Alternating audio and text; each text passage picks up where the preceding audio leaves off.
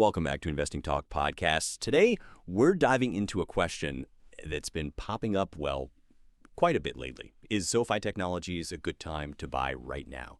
We're going to unpack all the angles for you.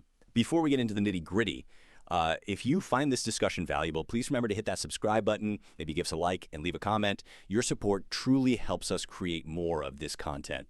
And hey, if there's a specific company you'd like us to look into, just let us know in the comments below. You could also maybe consider buying us a coffee. It definitely helps fuel these conversations. Okay, SoFi Technologies, a name that's, almost synonymous with digital financial services these days. It certainly kept investors on their toes. Quite a story of growth mixed with, volatility. We've pulled together insights from several key sources, including their recent official earnings report, to give you the most comprehensive picture possible. Okay, let's get started. Yeah, what's really striking with SoFi is how many different pieces kind of come together to shape its investment profile. We're talking about everything from, the broader market's mood and what analysts are saying, to the company's own strategic moves, and of course, its financial performance. Our goal today is really to help you connect those dots so you understand not just what is happening, but why it matters if you're thinking about investing. Right. Let's kick things off then by checking SoFi's pulse in the market. The stock has definitely been, a bit of a roller coaster for anyone holding it. Our sources indicate that while it's recently seen a downturn, it actually surged, about 135% since hitting a low back in April. That just tells you how volatile this one can be. We've seen it trading around, say, $22.58 recently, showing a slight dip. But it also hit a 52-week high of $25.11 and a low of $6.75. That's a massive range. It really is. And if we connect that to the bigger picture, a big reason for that latest drop seems to be that recent public offering. SoFi aimed to raise about $1.5 billion by selling 72 million shares. Now, look, the idea is to use that cash for general corporate purposes, fuel growth, that sort of thing. But it naturally sparked concerns about shareholder dilution. Right. More shares mean each one is a smaller piece of the pie. Exactly. It's that classic balancing act for growth companies. How do you weigh that immediate dilution hit against the potential long-term benefits of having that extra capital? It really comes down to whether investors believe they'll use that money well. That's always the question, isn't it? Beyond these company actions, you mentioned macroeconomic signals playing a role too. One source pointed to Fed Chair Jerome Powell's recent sort of dovish comments suggesting maybe lower interest rates ahead. That sounds like it could be pretty significant for a company like SoFi. Oh, absolutely. Lower interest rate expectations. Yeah. That's generally a tailwind for financial companies like SoFi. Think about it. Their business involves borrowing money to lend it out. If their own funding costs go down, their margins could improve. Precisely. It makes their lending business potentially more profitable, supports the whole growth story.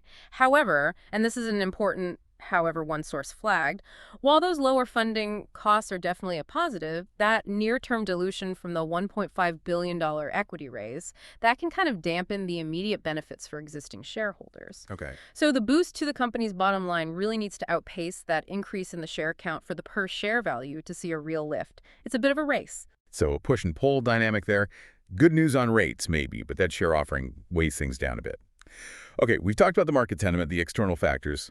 Let's shift gears and look inside the company. What do the operational numbers actually tell us? Their Q2 earnings, for instance, the official press release from July 29th, it painted a pretty rosy picture. Record total net revenue, $854.9 million. That's up 43% year over year. And maybe even more striking, GAAP net income of $97.3 million. That's a huge, 459% jump year over year. $0.08 diluted EPS. Those numbers really pop. They certainly do. And the key is understanding what's driving them. Is it sustainable? Well, CEO Anthony Noto pointed to accelerated adjusted net revenue growth of 44%. That was fueled by a record 850,000 new members. They're up to 11.7 million total now. Wow. And it's not just members, it's products too. A record 1.26 million new products opened, hitting 17.1 million total products. And here's a really interesting stat. 35% of those new products opened by existing members. The cross-selling. Exactly. That shows the ecosystem is working, it's sticky, they're getting more value from the customers they already have, which is, much more efficient. Financial services revenue per product was up over 50% year over year, too. Fee-based revenue hit a record $377.5 million, up 72%, big boost from their loan platform business. And loan originations, also a record, $8.8 billion, up 64% across personal, student, and home loans. It really does look like a company, operationally speaking, firing on all cylinders. Okay, that does sound strong. But it's interesting. Another analysis we looked at, dated a bit later in August, it cited slightly different figures for Q2. Net revenue of $638 million and actually a net loss of $22 million.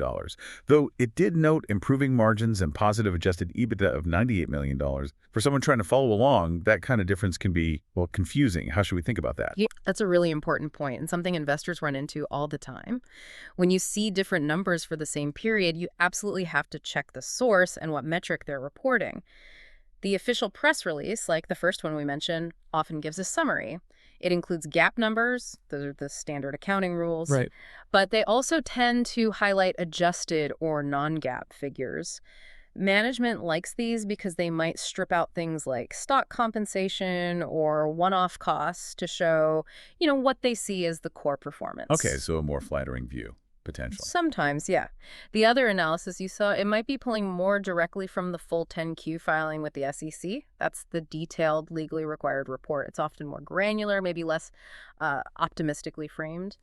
So the numbers can look different, but when you dig in, the consensus across our sources seems to be that SoFi is showing strong underlying growth and improving fundamentals. The difference is often just the lens. That makes sense. Clears that up a bit. Okay, beyond the core financials, SoFi is also making some interesting strategic moves. They announced a partnership with LightSpark, using the Bitcoin Lightning Network for international money transfers. That sounds pretty cutting edge. Mm-hmm. And they're getting back into crypto investing. Plus, investing in AI with things like Cash Coach. Yeah. And their brand awareness is apparently at an all-time high, 8.5%. These aren't just small tweaks, are they? No, not at all. These are strategic plays.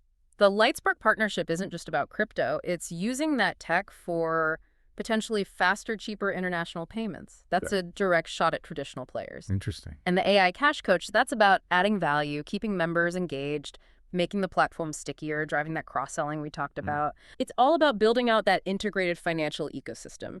And crucially, it's not just about growth. They seem to be managing risk too. Credit performance has improved.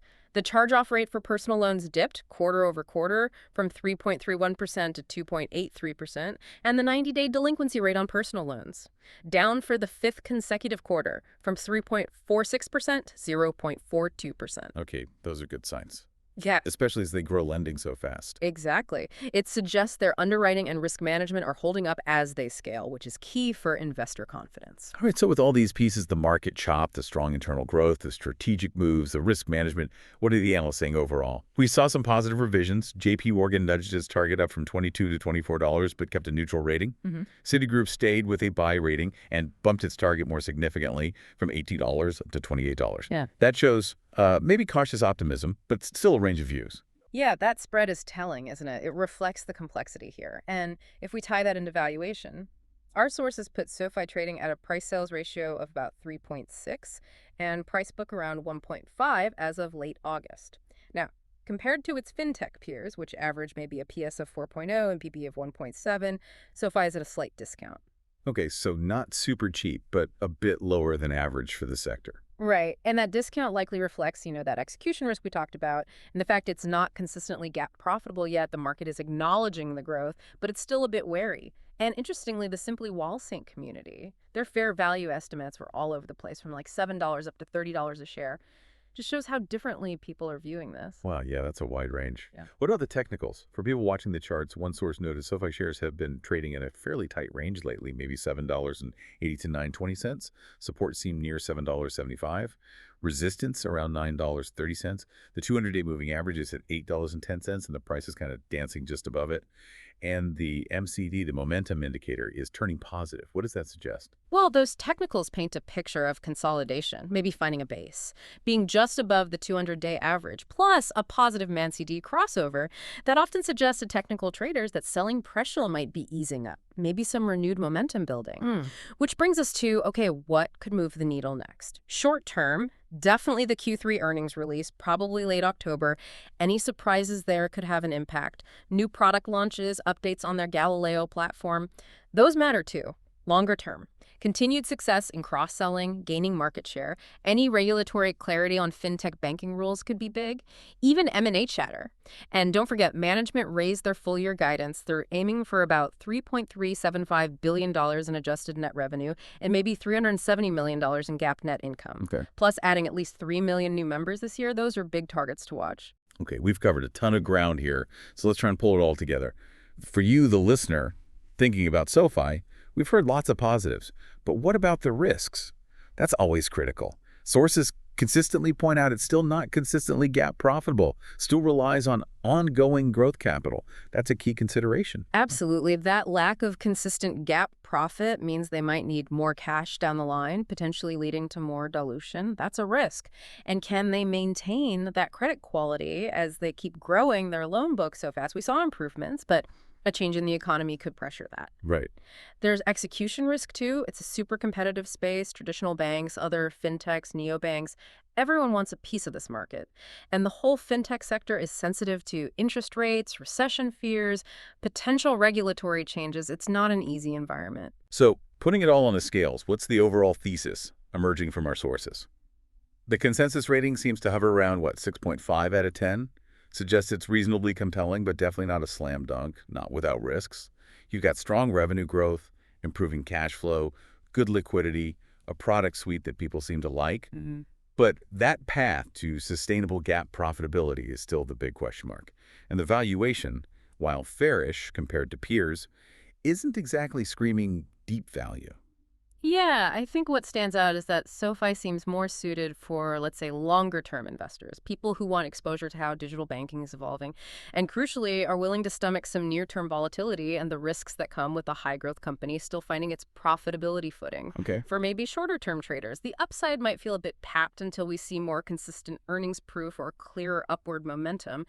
It really underscores how your own investment timeline and risk tolerance have to factor into the decision, maybe just as much as the company's story itself. That's a really powerful point to end on. So as you think about SoFi's future, maybe consider this. In this financial world that's changing so fast, how much weight do you put on a company's ability not just to innovate, which SoFi seems to do well, but also to consistently execute, manage risk, and adapt to whatever the market and regulators throw at them next? Something to definitely chew on. That wraps up our investing talk on SoFi Technologies for today.